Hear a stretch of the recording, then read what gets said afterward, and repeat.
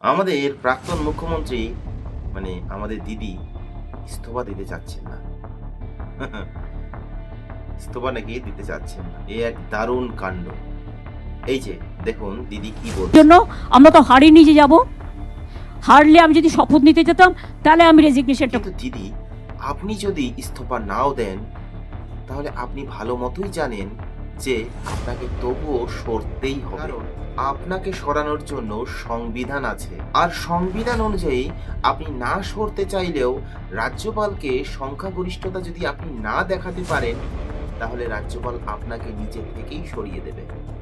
নমস্কার, আমি সুমন রয়। আমার ভিডিও যদি তোমাদের ভালো লেগে থাকে এবং যদি এই ভিডিওটা ফেসবুকে দেখে থাকো তাহলে অবশ্যই ফলো করে দিও এবং শেয়ার করে দিও, এবং যদি ইউটিউবে দেখে থাকো তাহলে অবশ্যই সাবস্ক্রাইব করতে কিন্তু একদম ভুলবে না। আর দিদি, আমি জানি আপনাকে এখনো অনেক মানুষ ভালোবাসে।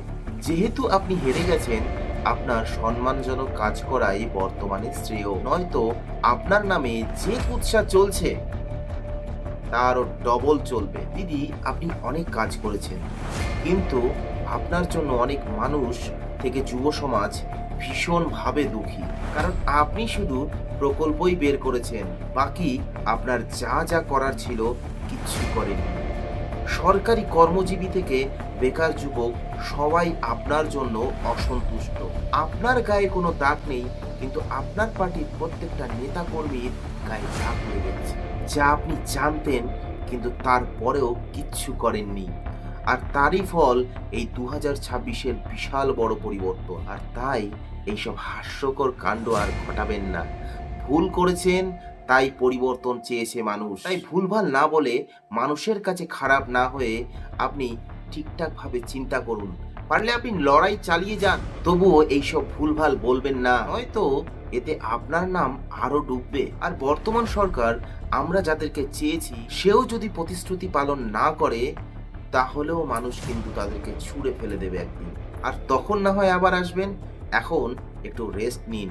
নতুন সরকার তার প্রতিশ্রুতিমূলক সব কিছু পালন করে, তাহলে আপনি ভাইপোকে অন্য কোনো জায়গায় ঢুকিয়ে দেন। কারণ রাজনীতিতে ভাইপোর পুরোপুরি কেরিয়ার শেষ।